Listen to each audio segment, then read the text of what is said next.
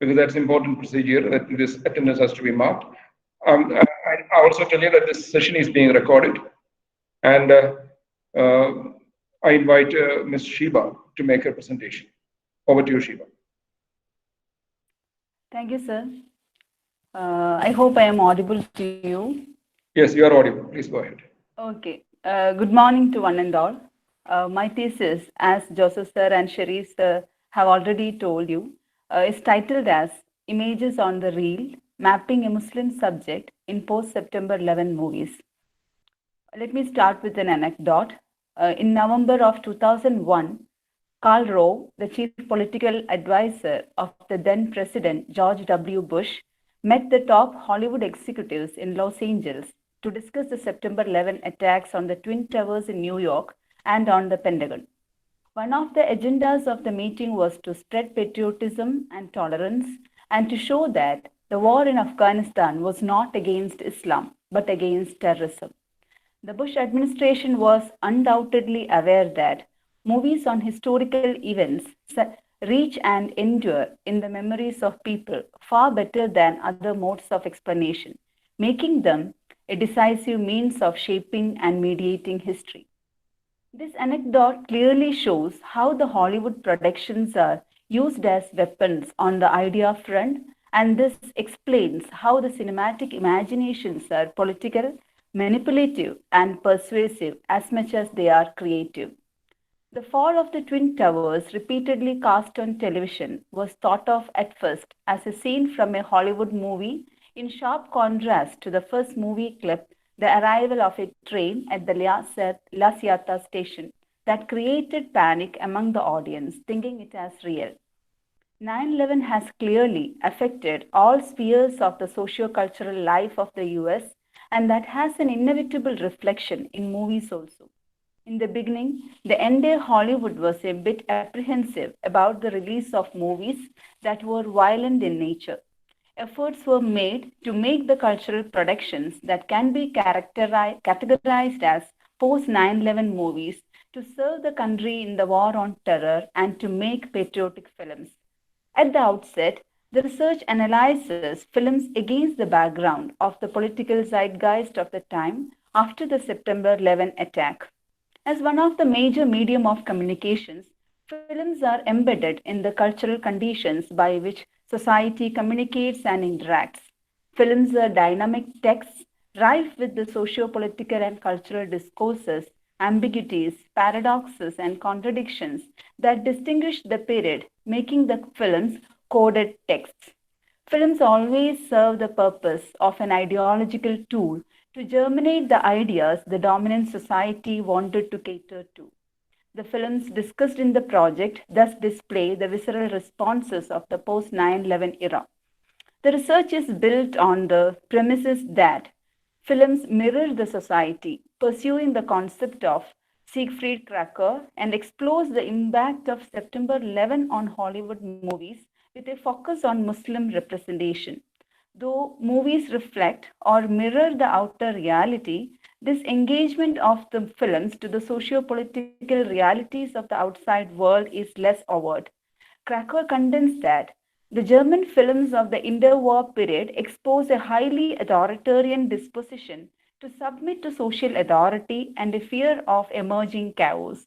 For Krakow, German films reflected and fostered anti democratic and passive attitudes of the sort that anticipated the rise of Hitler and paved the way for Nazism. Thus, films in the context of September 11 incident becomes a collective space where history and global politics are imagined, mediated, and circulated among the public. The thesis also borrows Douglas Kellner's portmanteau word transcode to extract the thoughts on how political discourses are translated and encoded into media texts. Thus, movies transcode the existing socio-political struggles and contestations of the age. These concepts of mirroring and transcoding are set against the concept of refraction of John Markert, the media theorist. He argues that the word reflect is inadequate, preferring to suggest that films may refract their cultural climate in shaping and reshaping the existing attitudes and beliefs. Thus, American film in the last 2 decades plays a fundamental role in more than just reproducing national fears and fantasies, but rather in shaping them, restructuring how audience viewed the war on terror as an aftermath of 9/11. The second premise is the evolving status of Muslims after September 11. In the context of the 21st century's new imperialism and capitalist modernity, it is highly problematic to perceive the discernible change that has undergone in the formation of the identity of a Muslim. After 2 decades from the 9/11 attack, it is high time we look back and analyzed how catastrophic this day was and how pivotal this day has become in the lives of Muslims. A close examination shows how the attacks were represented in popular culture and also how popular culture changed as a result of the attacks. After 9/11, a casual glance at the media reveals there is a growing tendency to use the terms Islam and Muslim in a larger degree instead of narrowing down the focus on religious fundamentalism.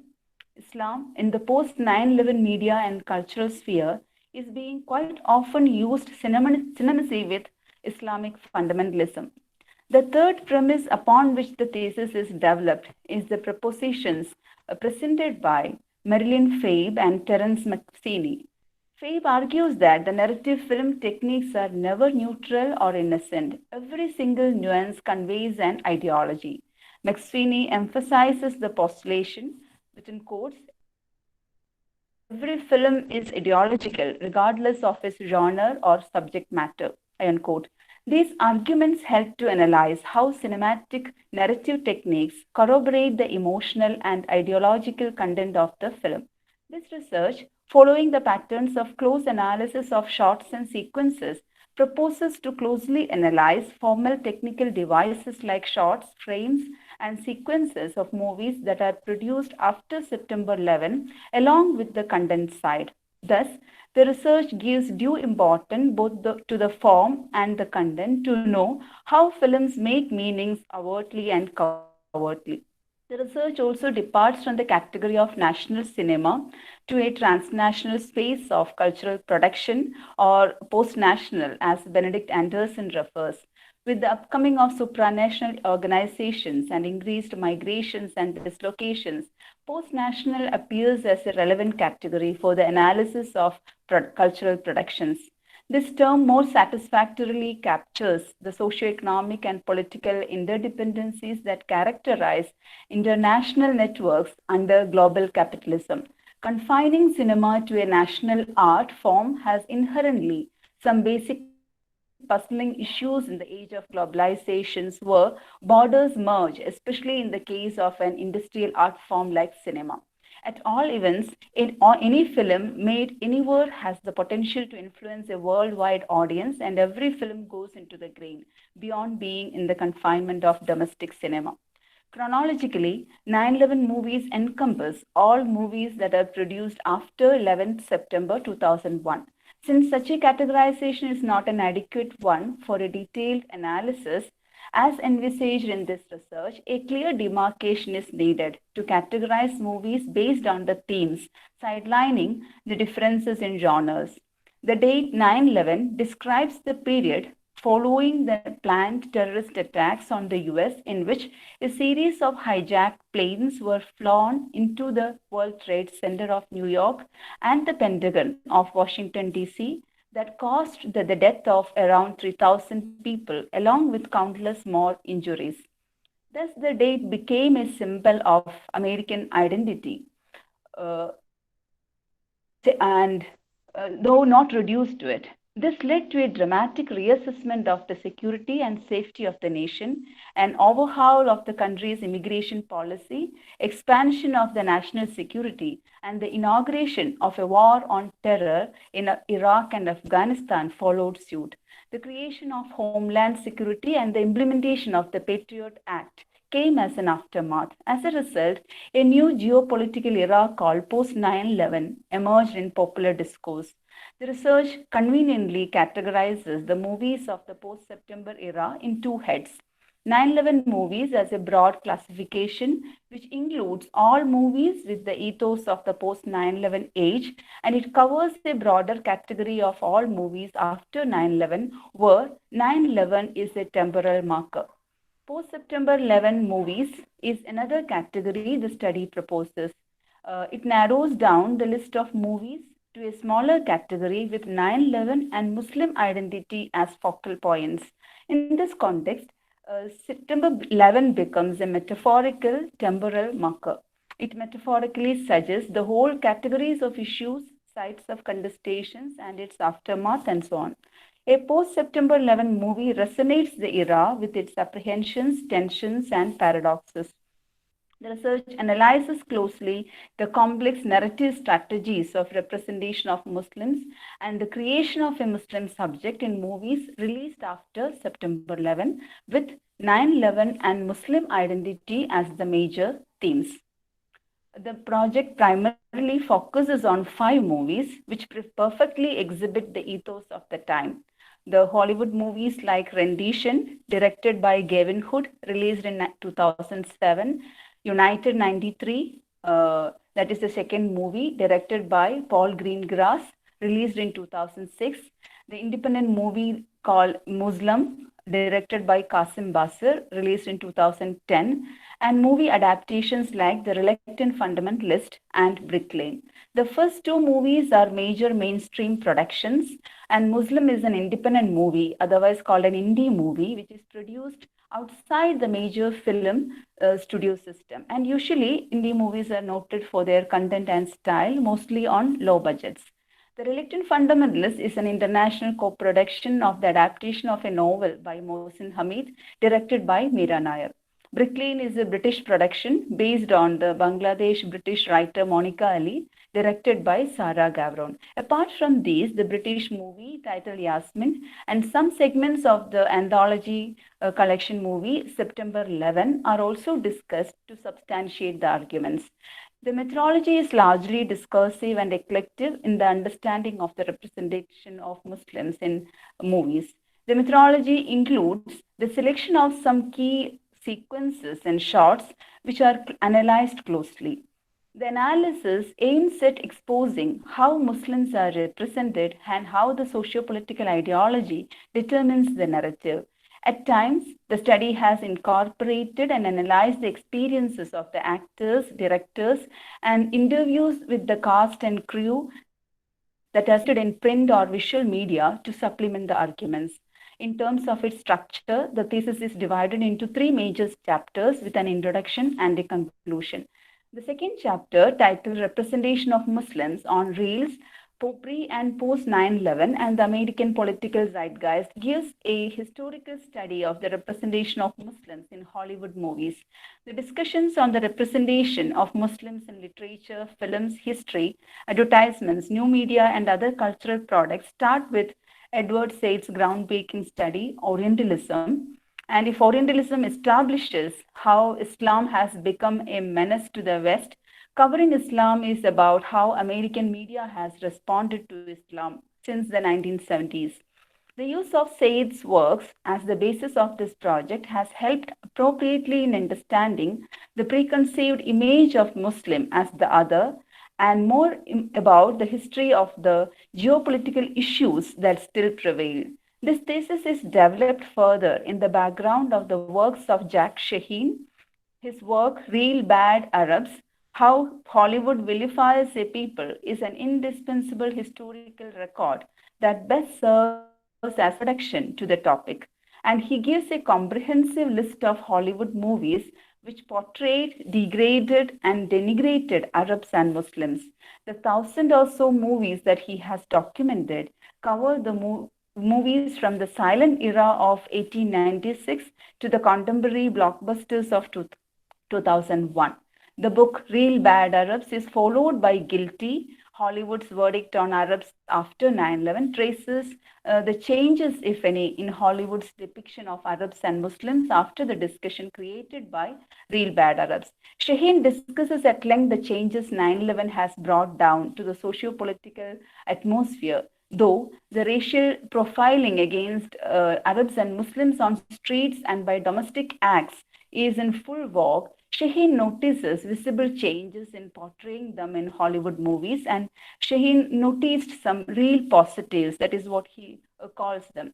Shaheen's works, the documentary that followed, and also the documentary titled Valentino's Ghost by Michael Singh, have opened up a new area of study. Though the works as a whole establish well the arguments in terms of statistics, they fall short in following an in depth analysis. They also fail in closely looking at movies, especially of post 9/11, since the racist content in them have become more subtle and complex. The broad categorization based mainly on the plot line of the movies, and they cannot capture the deeply underlying racist core. The close reading of the movie Rendition, attempted in the third chapter of this research, exposes the racist undertones. Shaheen has recommended this movie under the category Good Muslims. More than that, closer reading of movies has become imperative to look for nuanced and subtler ways of representation. The fundamental question of whether the very grammar of filmmaking supports its narrative intentions is posed in the thesis. The chapter traces the history of the deeply ingrained popular narrative of the others of Hollywood movies at various temporal references. It brings out stereotyping, misrepresentation, and vilification at various stages in the history of cinema in the US. The chapter also highlights 9/11 as an event that bookmarked the history of America as well as the history of Hollywood movies. The chapter discloses how the trajectory of the representation of Muslims in popular culture has a long history of Orientalist tropes in terms of Said. Such representations show how Hollywood has systematically reduced the Muslims either as invisible humans or as hypervisible terrorists. Major studies of representations have revealed two fundamental aspects, that is, stereotypical representations and underrepresentations. The evil images of Muslim as the villain or terrorist or oppressor of women are the only ones that can be seen on the screen. Most often, they are portrayed as bearded men or veiled or and oppressed women. There has been undue attention paid to fundamentalist Islam since the end of Cold War. Most of these movies inaccurately or unfairly portray Muslims in a pretentious light by associating the rituals and religious practices of prayers and ablutions to terrorism. Most often, the shots of the call of for prayer or the ritualistic washing of body before prayer are spliced along with an act of terrorism. Such conscious or unconscious sequencing has brought an understanding of Islam as a religion of terrorism or violence. Here, the problem is that the reduction of representation studies in terms of stereotyping and underrepresentation is not enough to describe, define, and include all aspects of representation, especially in the post 9/11 scenario. The chapter identifies more patterns that have emerged after 9/11, apart from the reductionist stereotypes. They are the portrayal of Muslims as good and saintly, sympathetic portrayal of Muslims, and negotiated balancing. All these are the need of the time to muddle through the era of post-racism as addressed by Evelyn El-Sultani. Another pattern of representation which stands apart from these categorizations, cutting across the various strategies, is the humanistic portrayal of Muslims, which is called in this thesis as rhizomatic pattern, borrowing the term from Deleuze and Guattari, supplemented by Zygmunt Bauman's notion of liquid modernity. Bauman explains how liquid modern living is constructed as a map rather than a closed book with rooted and structured existence, which is the same as that of rhizome as a metaphor. Unlike the reductionist and essentialist approach of representations discussed earlier, this pattern shows the existence of the individual in a constant state of becoming rather than being. The third chapter, titled United 93 and Rendition, Cinema, Terrorism, and Political Ideology, focuses on two of the selected movies as the title suggests. The attempt in this chapter is to find out the ideology that produces the cultural products and to find out the absent presences of such ideology. The chapter follows a syntagmatic study of the selected text in its linear sequencing of events as they occur in the film's narrative. This chapter analyzes movies using both the cinesemiotic or structural tools and the post-structural tools. The methodology incorporates the ideas and approach adopted by Solworth in his ethnographic semiotic study of movies, and the purpose is to find out the gaps and ruptures in film narratives which unravel the political content of compliance or subversion. Following the track of Noam Chomsky, Solworth conducted experiments along with the anthropologist John Adair with the help of 6 bilingual Navajo Indians to find out whether there is a universal pattern of meanings in films and also to find out how meanings are inferred by the viewer. The chapter analyzes how the infinite number of choices of camera shots are chosen, shortened, arranged, or manipulated in numerous possible ways. At each and every point of the making of films, selection and arrangement demonstrates the manipulation involved. All sequences are mediated and intended. It is a deliberate ordering of edited shots to get an intended meaning. Sequence analysis is adopted in this study on the ground that movement is one of the most fundamental features of cinema, the other being image. Sequence analysis helps to know how the shots are spliced together to make a meaning out of it and what exactly plays beneath in putting shots together in a particular way. The chapter attempted to decode the political ideology inherent in films by means of the methodology of technical analysis of some sequences of these two movies. And the chapter is divided into two heads: rendition, the politics of torture, and United 93, United We Stand Against Them. Rendition is short for Extraordinary Rendition, the CIA program instituted under the Clinton administration that permits the CIA to extradite and detain suspects against international law in secret prisons outside of the United States.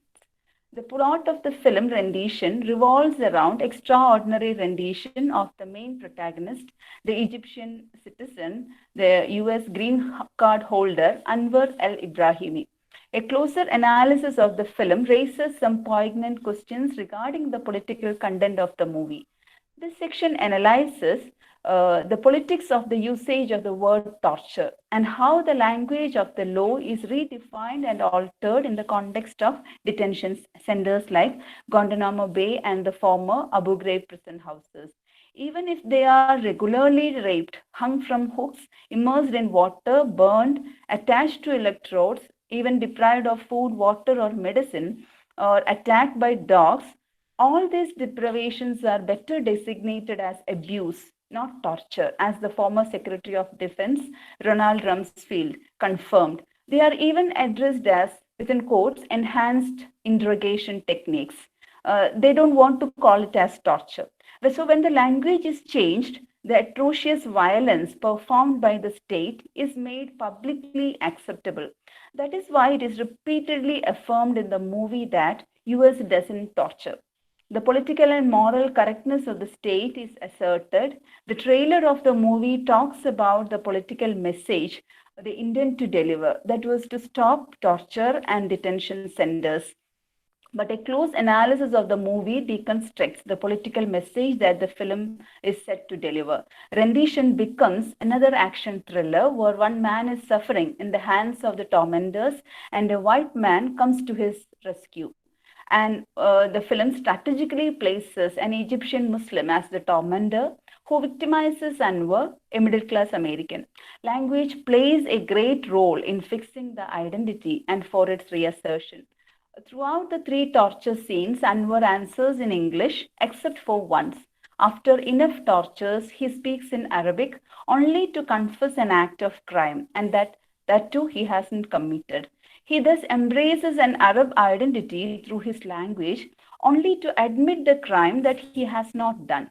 Thus, violent crime or act of terror is subtly equated to Arab identity, thus conforming to the mainstream dominant ideology of violence and crimes associated with the intolerance of Islam as a religion and Muslims in general. More sequences are analyzed in this section, bringing out the conclusion that any product of reproducing ideology ends up in succumbing to it. Though the movie claims to protest the US foreign and domestic policy on torture and widely acclaimed as an anti torture movie by content, the sequence analysis has proved otherwise. The film joins the chorus of the dominant power order in asserting that torture saves life and US does not torture. The act of torture depicted to save lives naturalizes and neutralizes the violence in it. The style adopted by Greengrass in United 93 is naturalistic in the sense that editing, camera, and other techniques are completely eschewed. The visual narrative employs cinema verite, which is a style of documentary filmmaking that offers alternate version of hegemonic and institutionalized history. The close watching of the movie United 93 raises some significant questions regarding the ideological content in it. Though every attempt has been made to make the movie a realistic one, certain key points have been neglected. The detailed sequence analysis shows how the movie entirely projects the dominant political as well as religious ideology to the highlight. The geopolitical history is forgotten for a while, and it is pictured like terrorists have come from another planet, like aliens. The dominant Christian belief is covertly emphasized by muting the prayers of the Muslims. The politics of subtitling, which are non diegetic insertions to a film, is also analyzed. In the movie, the analysis of subtitles has brought out the exclusivist dominant order of muting the unwanted foreign elements and thereby silencing a people and culture. The political intentions, conscious or unconscious, of omissions and muting are examined and questioned. The deep rooted prejudices and fears are brought to light in the close analysis of some of the sequences of United 93. The religious and repeated omissions and muting of subtitles were recorded, and it shows the deliberate nature of its political intention. However, some conversations between the hijackers are given as subtitles, and it is clear that a sort of prioritizing has been done in the case of subtitling or translating. The sinister role played by the use, abuse, or absence of language by way of subtitles emphasizes the prejudiced dominant ideology. The formation of Muslim subject is another philosophical departure that the film research has incorporated. The fourth chapter makes use of the sequences from the movies Muslim, The Reluctant Fundamentalist, and Brick Lane, though references are made occasionally from movies like Yasmin, The Battle of Algiers, and some segments from September 11. The chapter examines the Muslim man subject and Muslim woman subject differently. Louis Althusser's theory of interpellation and ideology serve as the foundation for the chapter. The chapter examines the ways of interpellation and the formation and the status of the Muslim subject within the context of representation studies. The chapter outlines how calling or hailing an individual makes a subject, especially in the context of post-September 11. The chapter exemplifies the theoretical postulations using the sequences and shots from the selected movies. The complexities of the Muslim subject in post 9/11 era are also elaborated at various levels of identity markers like the name of a Muslim, the dress, the prayer, and their appearance. For example, if the women in Battle of Algiers veil and unveil as a political decolonizing strategy of resistance, as Fanon has called it. In the movie Yasmin, the leading female character of the same name undergoes transformation to find a place in the Eurocentric, white-dominated world, where a Muslim woman in scarf is always looked down as demeaning and repressive. The chapter examines the ways of interpolation in Althusserian terms and the formation and the status of the Muslim subject. For example, there is a sequence in the movie Rendition where Isabella, wife of Anwar, is having a conversation with one of her friends, Alan Smith, regarding the detention of Anwar. Isabella repeatedly affirms that Anwar is not an extremist or terrorist. And to prove allegiance, she says that Anwar coaches a soccer team. Since soccer is one of the popular games of the US, and playing soccer and coaching soccer team is projected by Isabella as a sign of patriotism. Each and every sign serves a purpose, and the game soccer is deliberately chosen instead of hockey, for example, or football to show that Anwar very much belongs to the culture of American dream, who ardently loves soccer. In that sequence, it is not only Anwar who has to prove allegiance to the nation, but also his friends, even his acquaintances, and the most that he attends to must be free from any extremist activities. The close reading of the content reveals how these characters are reduced to their religious identity in the age of modernity when plural identities are stressed. The movie The Reluctant Fundamentalist has the broader perspective of placing it in the larger geopolitical context. As Changiz requests in the movie, I ask only one thing, within quotes, that you please listen to the whole story from the very beginning, not just bits and pieces, I unquote. This single conversation has taken this movie to a global political space and time. As the film progresses, Changiz realizes that economic fundamentalism has the same form as that of the religious fundamentalism. But one is acclaimed as a dream and the other is acclaimed as a menace for the progress of the nation. The chapter examined how Muslim men and women are metonymically reduced or condensed to bearded or veiled bodies. The thesis condenses how in all these movies, the Muslim characters like Tariq of Muslim, Changiz of the Reluctant Fundamentalist, Kareem of Brick Lane, and Anwar of Rendition, they have to prove their love and allegiance to their nation state. They are caught up in the choice of either a sympathizer of terrorist or a patriot who demonstrates loyalties to the state. Thus, the often repeated demand of proving innocence by the Muslim subjects is a form of interpellation both by the state and by the dominant society. Yes, can we wind up in 3 minutes? Yeah, I am just winding up. The post-race era resonances the elimination of racism at the legislative and judicial sphere, but since 9/11, with the coming of a new non-enemy in Islam and Muslims, racism emerged in a totally different manner. So when Noam Chomsky has said, when you have your boot on somebody's neck, you cannot just say, I'm doing this because I'm a brute. You have to say, I'm doing it because they deserve it. And that's how new legislations are implemented as a cover-up for such savage acts, and the US Patriot Act is implemented. So, towards conclusion, let me quote Derrida's words. My unconditional, within quotes, my unconditional compassion addressed at the victims of September 11 does not prevent me from saying aloud with regards to this crime, I do not believe that anyone is politically guiltless. I unquote.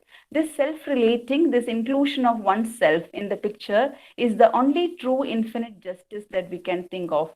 Thus, by placing 9/11 in the continuum of historical acts, philosophy addresses the issue from a different plane, which happens to be quite remote in the case of films.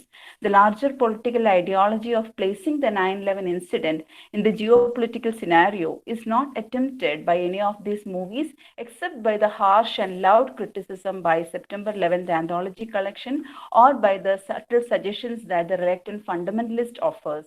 Cinemas thus transcode the socio-political struggles and contestations of the age and enable to perceive the world through a prism that either supports or challenges the dominant power and ideology, or even opening up counter narratives which happen rarely. So the struggle for control of representation should ceaselessly persist as representations help in shaping perceptions about the living world. Thank you, sir.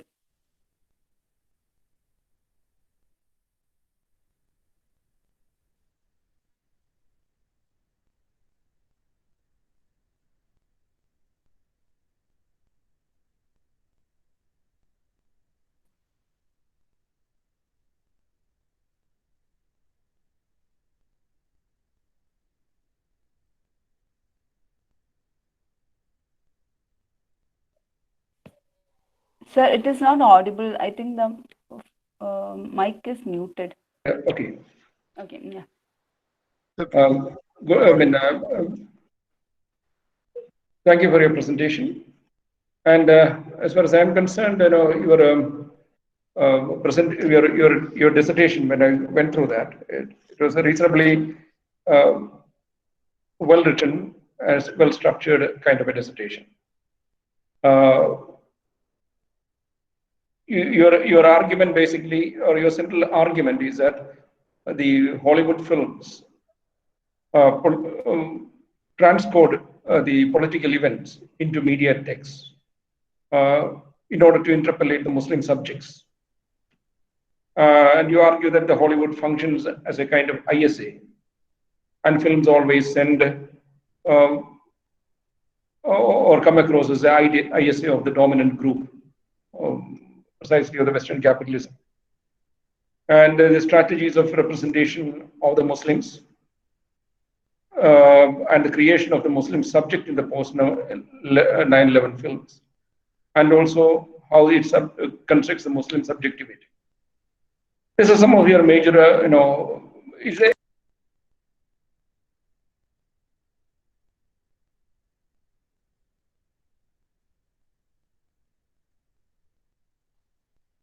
So I think there is an interruption. I can't hear you. The last part, I haven't heard that. You have taken 5 films, 3 in the second chapter, and two in second chapter, and 3 in chapter 3. But you have also used some other films, and you also come across sporadic about 8 Indian films are also used in your text, along with the film theories. Now, when I went through the comments made by the other examiner, I would like to come to that first, because he mostly focuses from the perspective of the film theory, and I did it from a different point of view. I would like to address his concerns first, so that I'm sure you have gone through the report. And one of the concerns that he raises is the linguistic method proposed as a methodology for analysis in your chapter was not employed necessarily to find a universal language of cinema. This is one of the key observations that you make. How would you like to respond to that? Actually, sir, Dr. Hariprasad actually talked about linguistic method. I don't know whether it is the same as that of semiotic tools that I have used. Actually, I have followed the method adopted by Solworth in doing that experiment on that 6 Navajo Indians, and how meanings are created through sequencing, and how shots are put together, and whether they can make meaning without having. Actually, Navajo Indians were not very much exposed to films and all, so they didn't have that exposure. And how is it that meaning is created when 2 particular shots are put together, and how a new meaning is able to put forward? And that is how he has made an experiment on those Navajo Indians, 6 bilingual persons. And what I have noticed is that how meaning can be inferred from the sequences, and that is what actually I have followed. Whether what the other examiner has told is about linguistic method, I don't know whether linguistic method and semiotic tool is the same. I haven't referred linguistic method as a methodology in the thesis anywhere. I have used semiotic tool, obviously. Following Noam Chomsky, I have actually quoted the portions in the 3rd chapter, I think. I have followed the methodology. When you discuss, Mills and Worth, you use the semiology of the films, and you use the terminology like, heuristics, Vidim, camera. They were all actually contributions of Solworth. Yeah. But then my observation was that, you don't use it consistently, except in, say, for example, page 92, and from page 108 to 9, and from 144 to 45. Yeah. You use it, in some places you use it, but that analysis is not continuous and consistent. Actually, yeah, the thing is that I have set Solworth's work as the background of my thesis. for developing that particular chapter, the third chapter. So what I have seen is, I was very much peculiar. I was just wondering why he has come up with the concepts like vidims, edims, and so instead of using edited shots and the camera shots and things like that, so it was actually very convenient to use camera shots and all instead of using vidims and edims. So and what I have seen is that Solvo's contributions, whatever it was no longer proceeded by anybody else. So even the structuralists, they haven't actually adopted this particular terminology, and that is the obvious reason why I have actually avoided that. But instead of that, I have uses the edited shots and things like that, Yeah, the good. concepts like that. Yeah. Another observation is that the thesis jumps.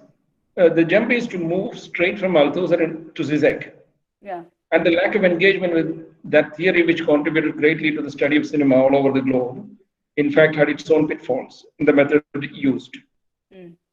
What do you say to that? Yeah, the idea, Dr. Hari Prasad has actually given the perspective from from the film studies point of view. And it is definitely true that Althusser's and Lacan's theoretical convergences and divergence literally defined the important phase in film theory. But my argument was that in my thesis throughout, I have focused on the representation of Muslims actually, and actually on the formation of Muslim subject and how it has become a complex process after the 9/11 socio-political issues. Okay, so my trajectory was something different. Maybe if I have incorporated Lacan, obviously the thesis might be a different one. So the Althussian theory of ideological subjection, actually that is the strength on which I have developed on how a Muslim subject is formed. Okay, so how an individual is actually transformed or even reduced to a Muslim subject. That is what I have been tracing. So when And I have made if you argue like that, then it's a second observation becomes even more damaging. That the logical progress from this kind of theories that the researcher mentioned in the first two chapters will not logically allow one to engage a crude / formal structural analysis of the sequence. sequence analysis, you mean? Hello, sir, I didn't get you. The observation that Hari Prasad follows is this. The logical progress from the kind of theories that the researcher mentioned in the first two chapters will not logically allow one to engage a crude formal / structural analysis of the sequence. What I have felt is actually like my thesis is focused more on the political and ideological influence and how the meaning making has been done. So I don't know how it actually take a divergence from the theoretical background upon which I have built the other two chapters. So what I have felt is a close reading of the movies helped me to look for nuanced and subtler ways of representation. My fundamental question was actually on whether the very grammar of filmmaking supports its narrative intentions. I wanted to balance a study on analysis on content as well as the form side. I don't know whether I have actually given a clarification for that particular point that the other examiner has actually raised.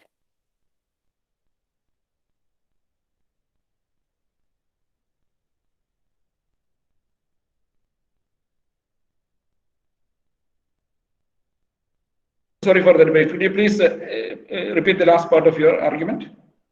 Actually, I was saying that I have actually based the fundamental question upon which I have built my thesis is like whether the very grammar of filmmaking supports its narrative intentions. So the analysis aimed at exposing how Muslims are presented and how the socio-political ideology determines the narrative. I wanted to bring out a balance in the analysis of the content part as well as the form part. So it is more than I haven't contributed. I don't that it is not like a contribution to film theory as such. I have contributed to film analysis. Okay, so So that my so your argument would be agreeing with him in a textual close reading has its own limitations. Am I right? Yeah, definitely. A textual close reading definitely will have a limitation as such. Okay, now how can the question of representation, as you suggested in your dissertation, Mm, mm, representation, over representation, and under representation of characters be mm. addressed in such a way that these do not become stereotyping? Yeah. That is actually an interesting question that I too have thought of while I was doing my research. When I was just going through some 30, 40 movies that I have identified as post-September 11 movies that I have categorized as a particular genre. So I was just watching them and I was just wondering how is it that a proper representation is possible? So whenever a Muslim is portrayed as a good person, we call them as, oh, it is a portrayal of a sympathetic or a saintly portrayal. Or whenever he comes or that person comes as a villain, we call them as under representation or whatever it is. Okay, hyper visible terrorist, things like that. So my point was like the complete absence of ordinary Muslims on screen is the problem here.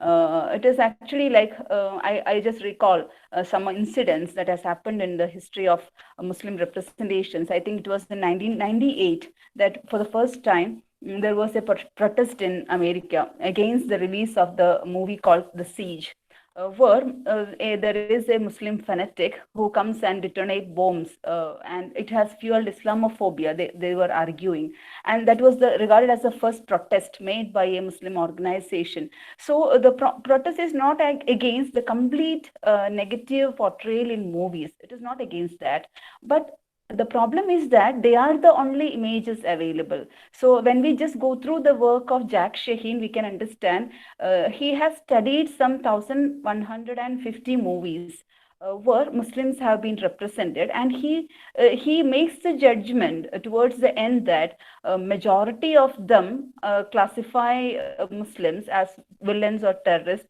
Many of them do not even give them a name. It is almost like #1, #2. The terrorists were called like that. So the complete absence of ordinary Muslims were actually problematic. And I would like to recall one or two more incidents. The latest being Rami Malek, the Bohemian Rhapsody fame.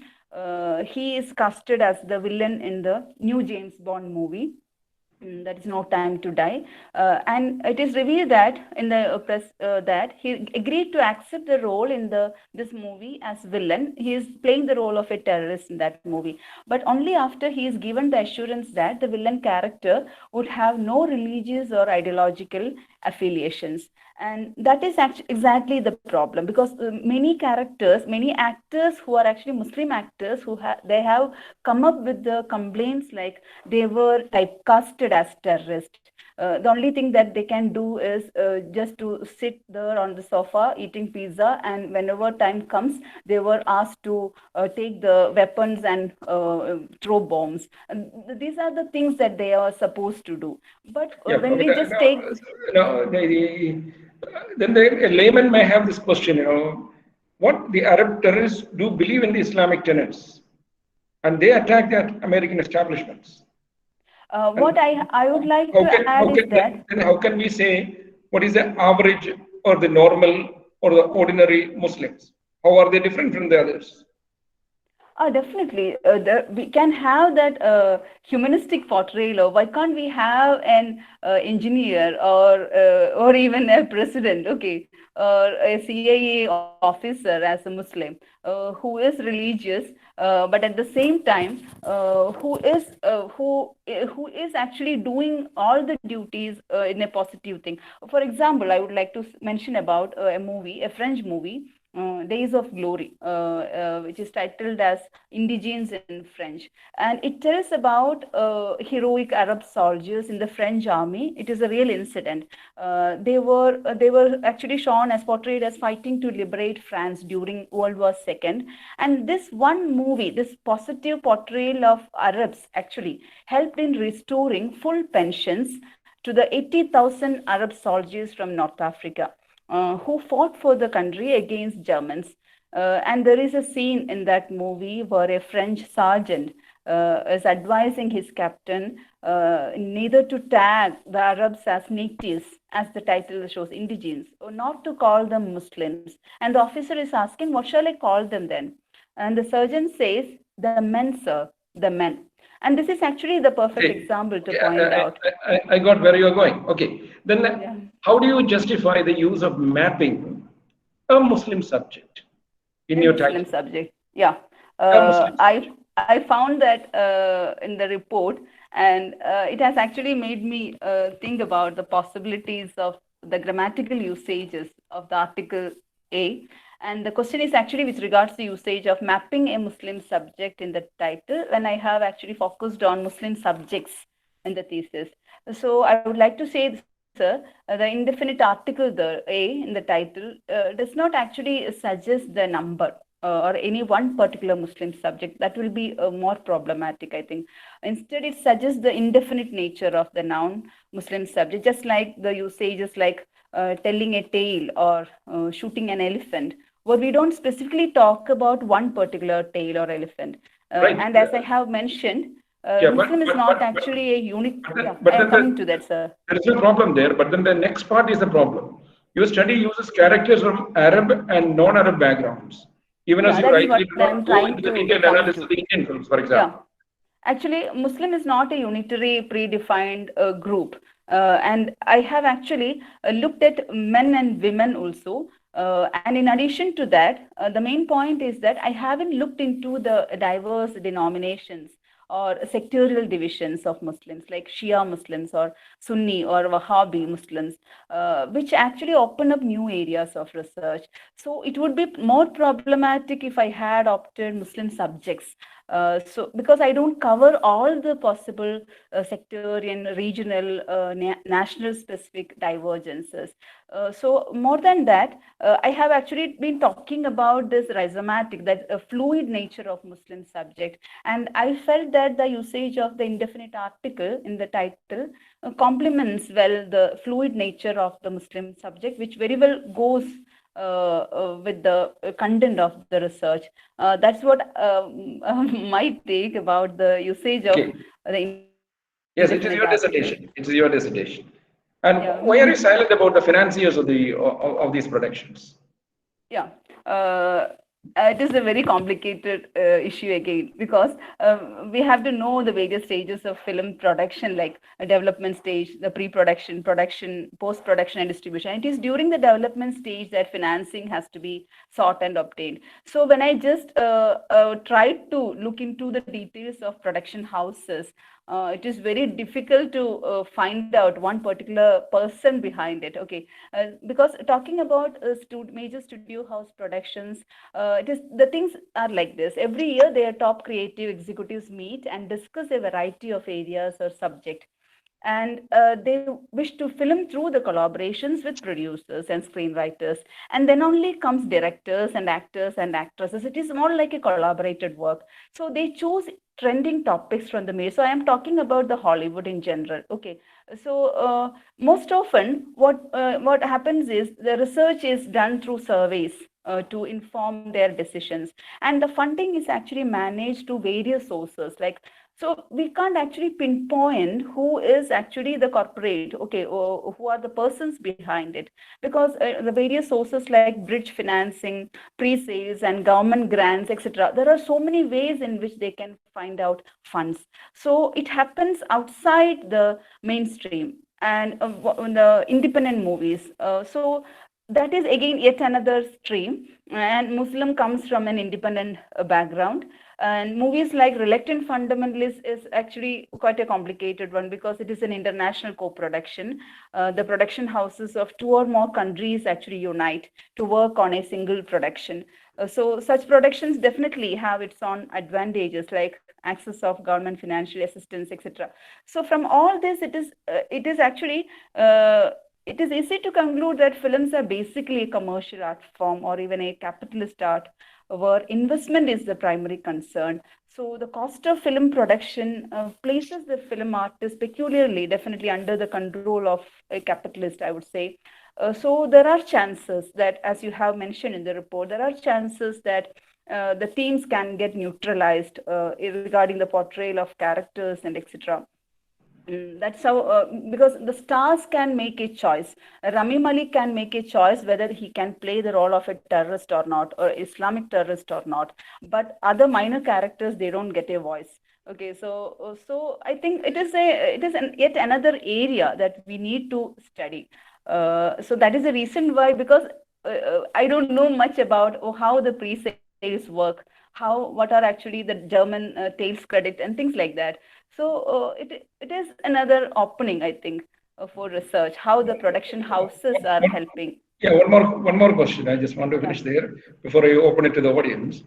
This is in your page 7. You say that movies reiterate trauma that gets faded over time. Okay. Yeah, page 7, you say that, and there you quote Baudelaire saying that it is reduced to a spectacle, and Gulf War did not exist, and so on. That kind of an argument which you make in page 7. At the same time, you say ordinary events become highly mediated by films. Okay. So actually, what was that I have written in page number 7, sir? Exact word, what was it? The movies reiterate trauma that gets faded over time, and then you continue say, and then you say that ordinary events become highly mediated by films. Yeah, I think I have mentioned a particular example also in that part where I have talked about. It is not, sir. An incident by a Vietnam soldier who said that, yeah, after some years, after the making of so many movies on Vietnam wars and how America has placed the dominant position and things like that. This soldier was saying like he couldn't recollect what has actually happened in his real life. What were the experiences that he had there in the real war front? Because the media images have actually remediated. Okay, they play a role in making a picture, coming up to a picture, and whenever 9/11 and the fall of Twin Towers is actually repeatedly shown on television, it is like remediating it, because the entire event is the ordinary event, any ordinary event can be remediated just because of the influence of the media. That is what actually I wanted to say. And I was actually quoting Baudelaire when I said Gulf War did not exist. Actually, it was not I was quoting Baudelaire there. Okay, I was trying to trap you somewhere, but you cleverly evaded most of these.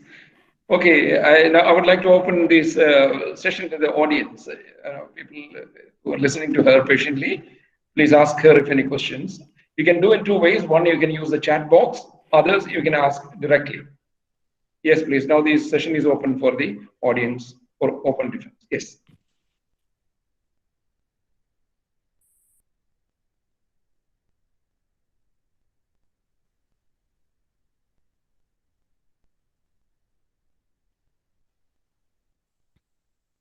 One question.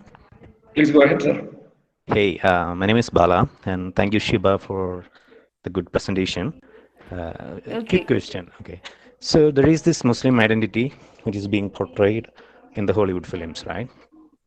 Do you think it's also a function of the region or the countries? For example, I haven't seen a Bosnian Muslim or a Muslim from, let's say, Brunei being characterized in a particular way. So do you think it's not just the Muslim identity, but also the region and the regional issues there? Definitely, definitely. It may be a regional also, but I was actually talking about Balan is actually my friend. He has helped me in hunting down some of the movies which I couldn't do it from here. So he has helped me in searching for the movies because he was there in the US. Okay, thank you, Bala, for that question. Because what I have experienced is from the movies that I have gone through. There are Israeli representations, there are Palestinian representations. Okay, but how the Hollywood has actually portrayed a Palestinian, an Israeli, an Indian. Okay, even in Ken Loach movies, we can see. I think it is Kiss Me something.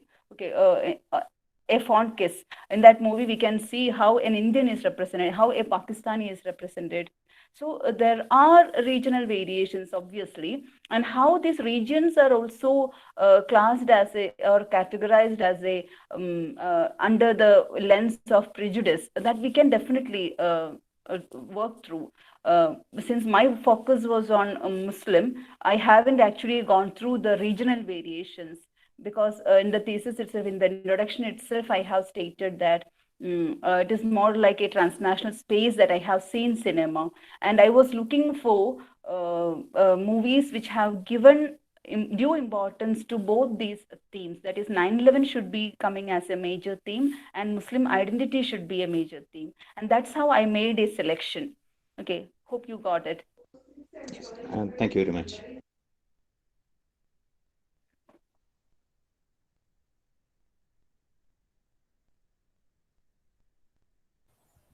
Good morning, Shiba. This is Janaki here. Good morning, ma'am. Good Yeah. morning. Yeah, actually, we, the faculty in the English department, have been tracking your progress. So, I mean, throughout. So many years. Yeah, so many years you have been making Yeah. presentations.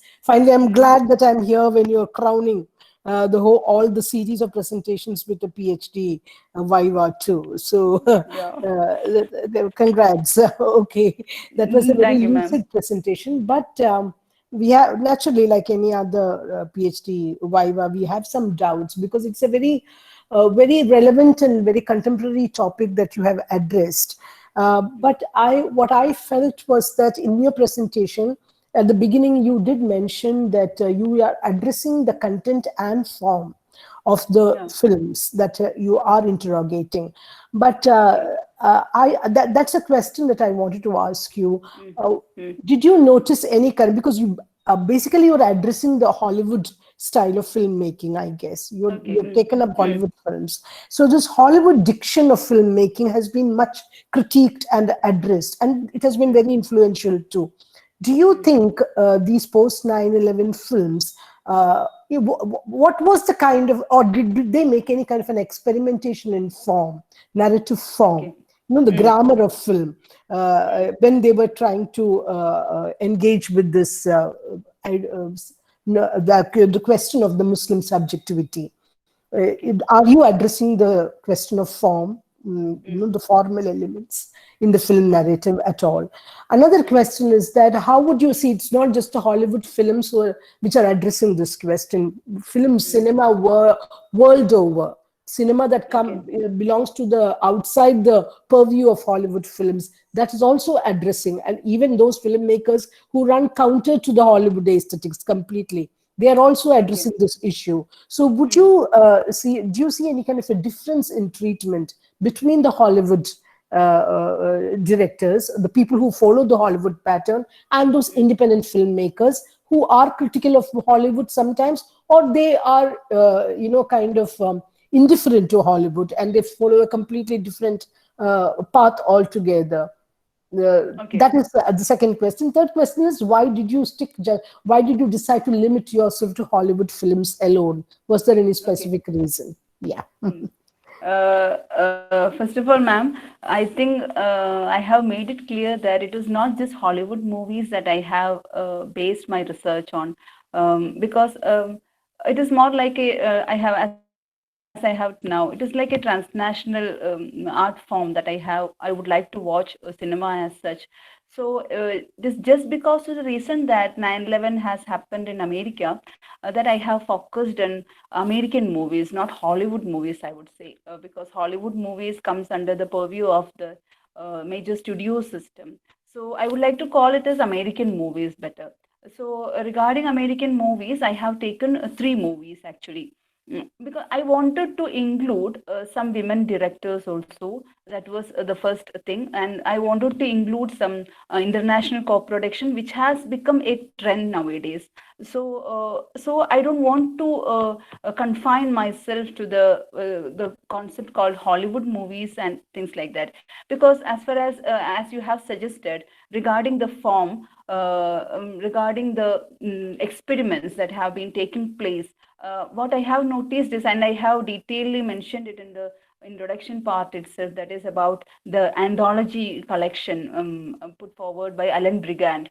So many world famous directors have contributed to it with 9 minutes and 11 seconds duration. They have actually strictly followed the formalistic element, and how they have addressed 9/11 from different parts of the world. Even Japan has been given a voice there. India has given a voice through Meera Nair, and there are experimental movies like by the segment by Samira Makmalbaf and the segment by Inaritu. So they are actually more experimental, I would say, with regards to Hollywood, because when we go, as I was just talking to Joseph sir as a reply, the finance plays a major role. So it is already decided what sort of a movie that they are going to produce. So if at all a movie becomes a success, a box office success, so there is every chance that they will come up with a prequel or sequel to it the next year or in the coming years. So this is how films are actually created, more than a creative art form, I would say. So regarding the form and content, I think I have mentioned it in the methodology that I have given equal importance to both the form side. When I talk about form, when I'm just talking about the form side that I give importance to, I was talking about how sequences are analyzed, okay, how shots are framed, and how when we just put together two different shots, how it creates a new meaning. I think the best example would be the movie called Rendition. It comes from a Hollywood production, major studio house production, and how the sequences of on the one side we have the terrorist activities going on in the courtyard of a house, we can see, and when we look closely we can see there is a veiled woman sitting there behind. Okay, it is almost like in the background. On the first watch, we might perhaps omit that scene, but we can see another person standing close to her. There is a small baby and a man with a weapon. So this comes out when we look closely at the shots and frames and sequences.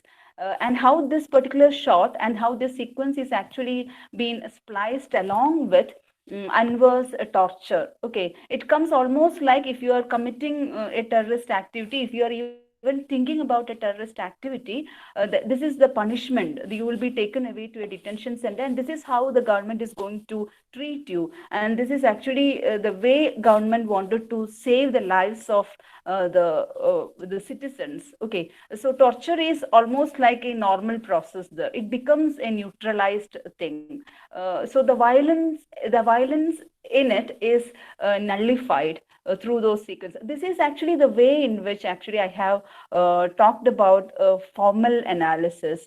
So regarding experimental movies, I'm not very sure whether Hollywood, maybe it is because of the technological advancements they are coming up with so many experiments like that. But since my area is entirely on 9/11 and Muslim identity and the movies connected to that. So I have actually noticed some 30-35 movies that come under this category. But I have made this selection so that I can have a glimpse at a major studio house production and there should be an independent movie, I was very much particular about it. And I wanted women directors also and how they portray women's subject. Brick Lane is a perfect example for that. How Sarah Gavron, the director, it was actually a debut film of Sarah Gavron, but how she has subtly conveyed the veiled identity, the interiority of the character called Nazneen of the movie Brick Lane.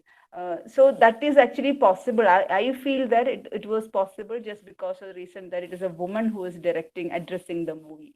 I think I have answered your questions, I think, ma'am.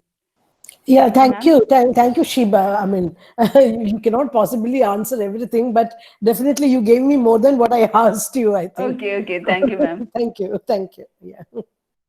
Thank you, Dr. Janaki, for asking the questions. Thank you, sir. Thank you, Joseph. Thank you. Yeah. I would like to request to all the people in the audience, once again, if anybody has not written the name in the chat box, please do that, because that's marking the attendance. Okay, anybody else asking the questions?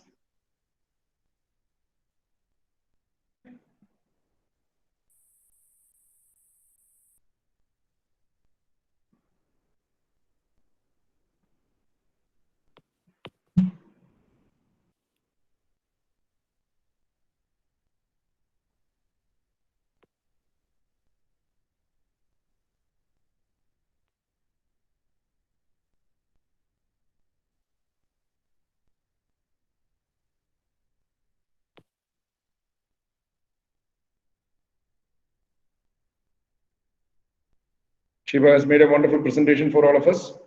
I think it's our duty to ask her, pester her with some questions or express certain ideas better.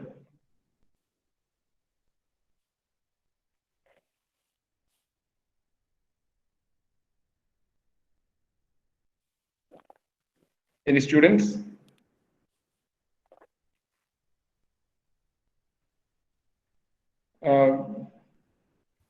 Shiva, there is a question on the chat box. If you can look at that. Yeah. I think Balan has asked one more question. Is the portrayal getting matured over time? Like mafia portrayal got more realistic after the 80s.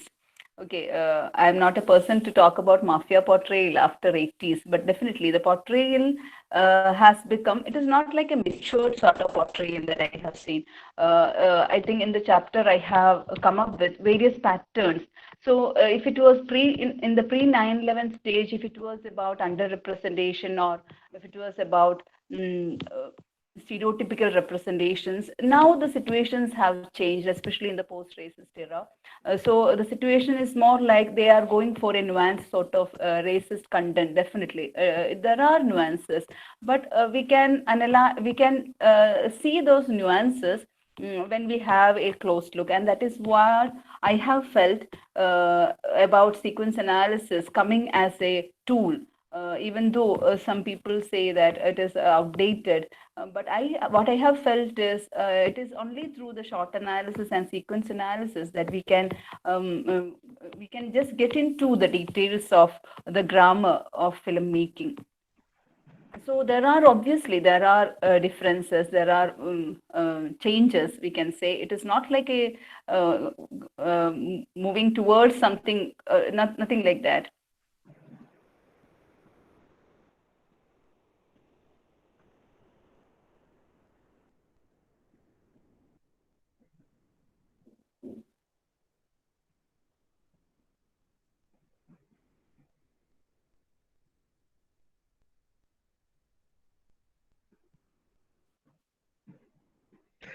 Shiva, when others think about others, I would like to ask a question.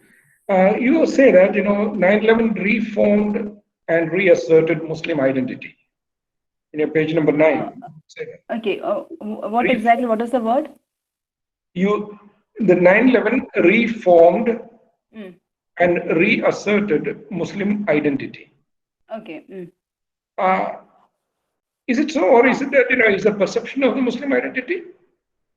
Yeah, it is actually what was her name actually? There are so many books coming out, especially after the 9/11 situation, that people started thinking about their own identity, especially the Muslims started thinking about questioning their own identity, whether they belong to that, because the media was actually portraying like fundamentalist Islam, and whether they belong to that, whether Islam is actually really as a religion, it is portraying any sort of fundamental elements in it, things like that.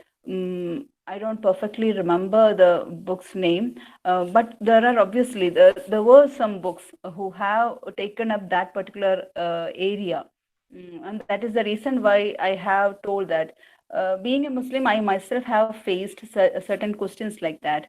The entire research has actually been developed just by one particular incident that has happened in my college where I was working back then, in Government Victoria College.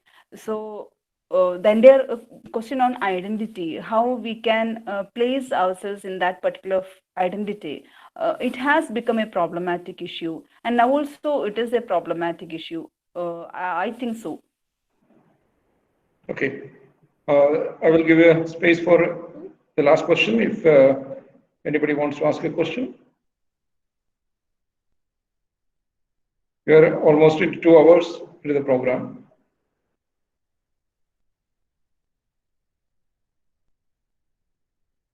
Shani has asked a question. Yeah, I think, Shani, I was actually talking about that formation of fear in Muslim subject. I was just talking, Joseph sir has highlighted that part, how the post 9/11 milieu has and related discourses have functioned, like how it has created an element of fear, an element of insecurity, I would say. An element of, definitely it is an element of fear in the formation of Muslim subject. And that is the reason why I have told you how interpellation works. It is from the basic insecurity and fear that whatever be the question, whatever be the hailing that comes from the dominant structure or power structure, we address it as a fearful thing. Obviously, it is there. And the thesis has addressed the fears also. The Genghis Khan is a perfect example, I think, of reluctant fundamentalist who wanted very much to just dissolve into the American dream, but he couldn't. Because after, I think it was almost in the middle of the film that he comes up, because it was not like he wanted to assert his Muslim identity, but the colleagues there in his corporate firm called Underwood Sampsons, they wanted to affirm, they wanted to give this. Even his girlfriend Isabella wanted to give that identity to him, because it is actually from that insecure position that he grabs that call, and he becomes a Muslim, and he is reduced to a Muslim. And what happens next is that when he returns to Pakistan, there also he doesn't feel fit enough to be a Muslim there. The situation is like there are extremists there. So whenever he becomes a college lecturer there, and he is advocating his students, he is actually passing down a dream called Pakistani dream, and he says that without involving any sort of immigration, if at all we can come up with such a dream, that would be better. So a sort of fear that has definitely been there.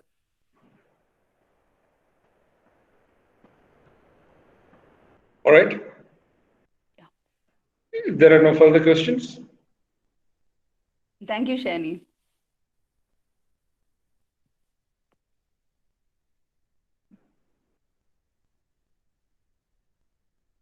This will be the last chance for anyone who wants to stop Sheba from getting her PhD.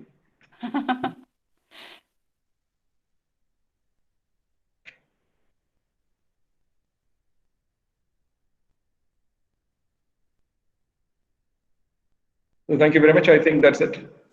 So congratulations, Sheba, for the well-written and well-articulated written thesis, and also well-argued and defended, your viva voce. And I would like to congratulate you for doing that. And we would, with the permission of everyone present here and the other faculty members and the other members in the audience, your fellow researchers and students, we would like to recommend to Calicut University to award you the degree of PhD. So congratulations. Thank you very much. Thank you, sir. Thank you so much. Congratulations, Shiba. So I have the honor of calling you from Miss Shiba to Dr. Shiba first, maybe. So I would like to pass on to Dr. Sharif for the further proceedings. Dr. Sharif. Shiba can respond to the interaction. Okay, thank you all for those wonderful questions that you have posed. First of all, I would like to thank my examiners, Dr. Joseph sir and Dr. Hari Prasad sir, because the reports have definitely thrown light into various things that I have actually overlooked. So, and Joseph sir's comments about the question about financiers, the role of production in the making of neutralizing or augmenting the reality and how the characters are portrayed, etc. So all those questions actually made me think more about the thesis. Although I have done my part, it was like opening up new areas of research for me. So I have actually prepared. So I was going through all the books and things like that in order to defend my thesis like that. So it is because of you people's responses, comments, and recommendations, I was able to do that. So thank you, Janagi ma'am, for those questions. Shani, Balan, etc. All those people. You people we were engaging in a good discussion, I would say, and it helped me a lot. Thank you all. Sir? You're not thanking your supervisor? Yeah, I would like to thank Sharif sir. Sir, shall I switch to Malayalam then? Yeah, please do. Okay. അതിന്റെ ഞാനൊരു എന്താ പറയാ questions answer session എന്നുള്ള രീതിയിലാണ് ആദ്യം കണ്ടത്. ഞാൻ ഒരു ഫോർമൽ ഒരു നന്ദി പ്രകടനം കഴിഞ്ഞാല് എനിക്കൊരു അൺഒഫീഷ്യലി പറയേണ്ട ഒരു ഇതാണ്. എന്ന് വെച്ചാൽ ഷെരീഫ് സാറോട് ഉള്ള നന്ദി എന്താ പറയാ പറഞ്ഞറിയിക്കാൻ പറ്റില്ല. കാരണം എന്താ വെച്ചാൽ ഒരിക്കലും ഈ തീസിസ് കംപ്ലീറ്റ് ചെയ്യും എന്ന് വിചാരിച്ചതല്ല. പല മൊമെന്റ്സിലും അത് ബ്രേക്ക് ചെയ്ത് പോയതാണ്. റിസർച്ച് സ്കോളേഴ്സിന്റെ ഒരു അറിവിലേക്കാണ് പറയുന്നത്. കാരണം ഈ ഒരു തീസിസ് ഞാൻ ഇങ്ങനെയല്ല മനസ്സിൽ വിചാരിച്ചിട്ടുള്ളത്. ഞാൻ എന്താ പറയുക, നമ്മളിപ്പോൾ ടോപ്പിക്കോ അല്ലെങ്കിൽ സിനോപ്സിസോ ഒന്നും തന്നെ ചേഞ്ച് ചെയ്തിട്ടില്ലെങ്കിലും പക്ഷെ ഈ രീതിയിലല്ല ഞാൻ എൻവിസേജ് ചെയ്തിട്ടുള്ളത്. അത് ചാപ്റ്റർ ഡിവിഷൻസും ഒക്കെ ആയി അതിന്റെ എല്ലാ മെറ്റീരിയൽസും എല്ലാം കളക്ട് ചെയ്ത് കഴിഞ്ഞിട്ട് ഈ പറയുന്ന പെട്ടെന്ന് ലാപ്ടോപ്പ് എന്നെ നന്നായി ചതിച്ചു. അപ്പൊ ഞാൻ അങ്ങനെ ഒരു ദിവസം ഞാൻ സാറത്ത് പോയി പറഞ്ഞു, സാർ തീസിസ് കംപ്ലീറ്റ് ചെയ്യാൻ പറ്റും തോന്നുന്നില്ല, എന്റെ ലാപ്ടോപ്പ് ചത്തുപോയി, ബ്ലൂ ഡെത്ത് എന്നാണ് അവർ പറഞ്ഞത്. അപ്പോൾ എനിക്കത് ഫിനിഷ് ചെയ്യാൻ പറ്റുമെന്ന് തോന്നുന്നില്ല. അപ്പൊ സാർ എടുത്തൊഴിക്കും. ഞാൻ വിചാരിച്ചു സാർ എന്നെ ചീത്ത അറിയായിരിക്കുമോ, സാർ ഇപ്പൊ എന്തെങ്ങനെയായിരിക്കും എന്നെ മോട്ടിവേറ്റ് ചെയ്യാന്ന്. അപ്പൊ സാർ എന്നോട് പറഞ്ഞൊരു കാര്യം എന്താ വെച്ചാല്, എനിക്ക് ഷീബയെ കുറ്റപ്പെടുത്താൻ പറ്റില്ല, കാരണം ഞാൻ ആദ്യത്തെ റിസർച്ച് ഞാൻ ഡ്രോപ്പ് ചെയ്തിട്ട് രണ്ടാമത്തെ റിസർച്ച് ഞാൻ കംപ്ലീറ്റ് ചെയ്തതാണ്. അത് പറഞ്ഞപ്പോഴാണ് ഞാനിങ്ങനെ ആലോചിച്ചത്, സാർ ഇത് കൂളായിട്ടാണ് അതിനെ റെസ്പോണ്ട് ചെയ്തതെന്ന്. Okay, you were always there with me. എന്നിൽ ഭയങ്കര കോൺഫിഡൻസ് ഉള്ള ഒരു ഡിപ്പാർട്ട്മെന്റ് ആയിരുന്നു അത്. ശരിക്കും പറഞ്ഞാൽ എനിക്ക് ഭയങ്കരമായിട്ട് ഒരു എന്താ പറയുക, ഭയങ്കര മോട്ടിവേഷൻ ആണ്. അതിപ്പോൾ ജാനകി മാമിനെ കാണുമ്പോഴായാലും നമ്മൾ സെമിനാർസിനും ഒക്കെ നമ്മൾ ഇടയ്ക്കിടയ്ക്കുന്ന പോലെ കാണും. നാരായണൻ സാർ ആയാലും തസ്നീം സാർ ആയാലും എല്ലാവരും, പ്രതിഭ മാം, കാരണം നമ്മൾ എൻഗേജ് ചെയ്യുന്ന എന്താ പറയുക ഒരു കോർഡിയൽ സ്പേസ് ഉണ്ട്. അത് ഭയങ്കരമായിട്ട് മോട്ടിവേറ്റ് ചെയ്തിട്ടുണ്ട് നല്ലോണം. എന്താ പറയാ, I was happy to be a part of. ഞാൻ അവിടെ തന്നെ പഠിച്ച ഒരാളാണ്. അപ്പോ തീസിസ് വെക്കുമ്പോഴുള്ളൊരു സങ്കടം അതായിരുന്നു. എന്നുവെച്ചാൽ ആ ഡിപ്പാർട്ട്മെന്റിൽ നിന്ന് പഠിത്തം കഴിഞ്ഞൂലോ എന്നുള്ളൊരു സങ്കടമാണ് ഉണ്ടായിരുന്നത്. സോ ഷെരീഫ് സാറോട് ഉള്ള നന്ദി എന്താ പറയാ, പറഞ്ഞറിയിക്കാൻ പറ്റാത്തൊരു നന്ദിയാണ്. Thank you Narayanan sir, Janaki ma'am, Prathika ma'am, Tasneem sir, ഇവരെല്ലാവരും പല കോണ്ടെക്സ്റ്റില്, പ്രീ സബ്മിഷൻ ആയാലും പല പല കോണ്ടെക്സ്റ്റിലായിട്ട് ഒരുപാട് കാര്യങ്ങൾ കോൺട്രിബ്യൂട്ട് ചെയ്തിട്ടുണ്ട്. അതെല്ലാം തന്നെ നമ്മൾ ആ രീതിയിൽ ഇൻകോർപ്പറേറ്റ് ചെയ്യാൻ ഞാൻ ശ്രമിച്ചിട്ടുണ്ട്. Thank you sir. അതിനൊക്കെ പുറം എൻ്റെ ഫാമിലി എന്ന് പറയുന്നത് നജീബാണ് എൻ്റെ ഹസ്ബൻഡ്. എല്ലാ പ്രൂഫ് റീഡ് ചെയ്യുക, അങ്ങനെ എന്താ വെച്ചാൽ കുറേ നമ്മൾ ഐഡിയോളജിക്കലി കുറേ ഡിഫറൻസസ് ചിലപ്പോൾ ഉണ്ടാവാം. ആളുടെ ഒരു ഏരിയ അഡ്വർടൈസ്മെന്റും മീഡിയ സ്റ്റഡീസ് ആണ്. അപ്പോൾ പല രീതിയിലുള്ള തർക്കങ്ങളും ഉണ്ടാവാം. എൻ്റെ ഒരു ആർഗ്യുമെന്റ് ഞാൻ എൻ്റെ ലാംഗ്വേജിന്റെ പ്രശ്നങ്ങൾ ഉണ്ടാവാം. അതിങ്ങനെയല്ല പറയേണ്ടതെന്നൊക്കെ പറയുന്നത്. അങ്ങനെ എല്ലാ രീതിയിലും എന്നെ ഹെൽപ്പ് ചെയ്തിട്ടുള്ള, എന്താ പറയാ, ഒരു നല്ലൊരു സപ്പോർട്ടായിട്ട് കൂടെ നിന്നിട്ടുള്ള നജി, പിന്നെ എൻ്റെ മക്കള്, പിന്നെ എൻ്റെ ഉമ്മ, എല്ലാത്തിനും ഉപരിയായിട്ട്. കാരണം ഞാൻ BA ഇംഗ്ലീഷിലേക്ക് വന്നത് സയൻസ് സ്ട്രീമിൽ നിന്നാണ്. അപ്പോൾ BA ഇംഗ്ലീഷ് എൻ്റെ ചോയ്സ് ആയിരുന്നു. അപ്പോൾ സയൻസ് സ്ട്രീമിൽ നിന്ന് എന്നെ ഒരു മെഡിക്കൽ ഫീൽഡിലൊക്കെ പറഞ്ഞു വിടണമെന്നൊക്കെ ആഗ്രഹിച്ചിരുന്ന ഒരാള് ഞാൻ സ്വമേധയാ ഒരു TC സയൻസ് ഫീൽഡിൽ നിന്ന് വാങ്ങിച്ച് ഇംഗ്ലീഷിലേക്ക് ചേരാൻ വേണ്ടി സ്വന്തം തീരുമാനം എടുത്തപ്പോൾ എന്താ പറയാ, അതിന് ഭയങ്കര കുറ്റപ്പെടുത്തലോ അങ്ങനൊന്നും ഇല്ലാതെ എൻ്റെ കൂടെ നിന്ന്, എന്ന് വെച്ചാൽ അതിന്റെ മാക്സിമം എത്തുക എന്നുള്ള രീതിയിലാണ് എപ്പോഴും എന്നോട് പറയാറ്. അപ്പൊ അത് PG ആയാലും ഇപ്പൊ യൂണിവേഴ്സിറ്റിയിൽ പോകാനുള്ള ഒരു കാരണം, എൻ്റെ ഒരു കസിൻ പോണ്ടിച്ചേരി യൂണിവേഴ്സിറ്റിയിലാണ് പഠിച്ചത് MPhilന്. അപ്പോൾ അതൊക്കെ എന്നെ ഭയങ്കരമായിട്ട് ഇൻഫ്ലുവൻസ് ചെയ്തിട്ടുണ്ട്. Because I have more roads to go എന്നുള്ള രീതി, മൈൽസ് ടു ഗോ എന്നുള്ളൊരു സാധനം എന്നിലുണ്ട്. സോ എൻ്റെ നജിയുടെ റിലേറ്റീവ്സ് ആയാലും എൻ്റെ റിലേറ്റീവ്സ് ആയാലും എല്ലാവരും എന്നെ ഒരുപാട്, എന്താ പറയുക, കൂടെ നിൽക്കുക എന്ന് പറയില്ലേ, അവർ ചിലപ്പോൾ ഒരു മോറൽ സപ്പോർട്ടായിട്ട് നിൽക്കുക. പിന്നെ എൻ്റെ സ്റ്റുഡൻസിൻ്റെ ഇടയിൽ ഒരുപാട് ഫ്രണ്ട്സ് ഉണ്ട് എനിക്ക്. എപ്പോഴൊക്കെ ഞാനൊരു ഡെഡ് എൻഡിൽ എത്തുമ്പോഴൊക്കെ വിളിക്കുന്ന ഒരാളാണ് ശബരി. ശബരിയോട് ഒരുപാട് സ്നേഹമുണ്ട്. ഞാൻ പല മൊമെന്റിലും നമ്മൾ ബ്രേക്ക് ഡൗൺ ആയി കിടക്കുമ്പോൾ ചിലപ്പോൾ ശബരിയുടെ ഒരു കോള് മതി നമുക്ക് ഒരു, എന്താ പറയുക, ഒരു പുതിയൊരു തോട്ട്, അല്ലെങ്കിൽ അതിങ്ങനെ നമുക്കൊരു മോട്ടിവേഷൻ ആണ്. I have so many student friends like that. Navaneetha JNUവിലെ എൻ്റെ മാഷിൻ്റെ മോളാണ്. അപ്പോൾ നവനീതയാണ് എനിക്ക്, എന്താ പറയുക, കുറേ കൂടി ക്ലാരിറ്റി എൻ്റെ തോട്ട്സിന് കൊണ്ടുവന്നത് നവനീതയാണ്. പിന്നെ ഒരുപാട് പേര് എൻ്റെ ഇവിടുത്തെ വിക്ടോറിയ കോളേജിൽ ഇപ്പോഴത്തെ സ്റ്റുഡൻസ് ആയാലും ചിറ്റൂർ കോളേജിലെ സ്റ്റുഡൻസ് ആയാലും, my colleagues here in Chittoor college and Victoria college, എല്ലാവരോടും എൻ്റെ നന്ദി അറിയിക്കുകയാണ്. ഇതിനെല്ലാം ഉപരിയായിട്ട് എന്നെ ഇപ്പോഴും ഞാൻ ഭയങ്കര ഹാപ്പി ആയിട്ടുള്ള ഒരു എന്താ പറയുക, ഈ ഒരു മോഡൽ എന്നെ എപ്പോഴും നിർത്തുന്നത് obviously it is my friends. അത് ചിറ്റൂർ കോളേജിലെ എൻ്റെ ഒരു ടീമാണ്. ഞങ്ങൾ ടീം സഫർ എന്ന് പറയുന്ന യാത്രയും ഇതൊക്കെ ആയിട്ട് അക്കാഡമിക് പെർസ്യൂട്ട്സും എല്ലാം ഉള്ള ഒരു ടീം. ഞങ്ങളൊരു 10-14-15 പേരുണ്ട്. അപ്പൊ ഞങ്ങൾ ഒരുമിച്ചുള്ള ഒരു യാത്രയാണ് ഈ ഒരു അക്കാഡമിക് വേൾഡ് ആയാലും അതല്ലാത്തൊരു വേൾഡ് ആയാലും. അപ്പോൾ അവരോടുള്ളൊരു ഒരു വല്ലാത്തൊരു അൺകണ്ടീഷണൽ ലവ് ആണത്. അതിൻ്റെ ഒരു ഫണ്ണും ഒക്കെ ഉള്ളൊരു, so I am thankful to all of them. എൻ്റെ സ്കൂൾ കാലത്ത് മുതലുള്ള ഫ്രണ്ട്സ് ഉണ്ട്. Balan was actually my school friend. എല്ലാവരോടും ഉള്ള നന്ദി ഞാൻ അറിയിക്കുകയാണ്. ഡിപ്പാർട്ട്മെന്റിലെ സ്റ്റാഫ് ആയാലും ഓഫീസ് സ്റ്റാഫ് ആയാലും എല്ലാവരും ഭയങ്കര ഹെൽപ്ഫുൾ ആയിരുന്നു. എല്ലാവരും എൻ്റെ കൂടെ നിന്നിട്ടുണ്ട്. I am thankful to all of them. Thank you sir. Shareef sir. I must also congratulate Dr. Sharif for producing yet another PhD. Sir, he is very cool. Only those who know Dr. Sharif, whenever he comes here and whenever I meet him, he comes across, as Shiva said, an extremely cool person. So congratulations, Dr. Sharif, for guiding for guiding Shiva across the PhD stream. Yes, Dr. Sharif. Actually, this last formal vote of thanks is not the last word, actually. So, I don't know if I deserve the good words that both Shiva and Dr. Joseph said about me. In any case, there is something very interesting here. എന്നെ പോലെ ഉഴപ്പനായ ഒരു research സ്കോളർക്ക് ഇങ്ങനെ ഒരു research scholar പിന്നീട് വരിക എന്ന് പറഞ്ഞാൽ, research supervisor എന്ന നിലയ്ക്ക് വരിക എന്ന് പറഞ്ഞാൽ വലിയൊരു കാര്യമാണ്.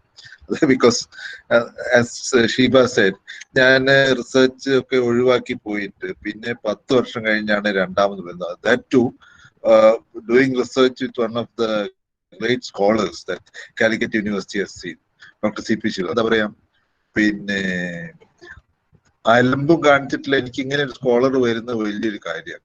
അപ്പൊ ലാപ്പ് പോവുക എന്നുള്ളതൊക്കെ ഒരു നിസ്സാരമായ കാര്യമാണ് എന്നുള്ളതാണ്.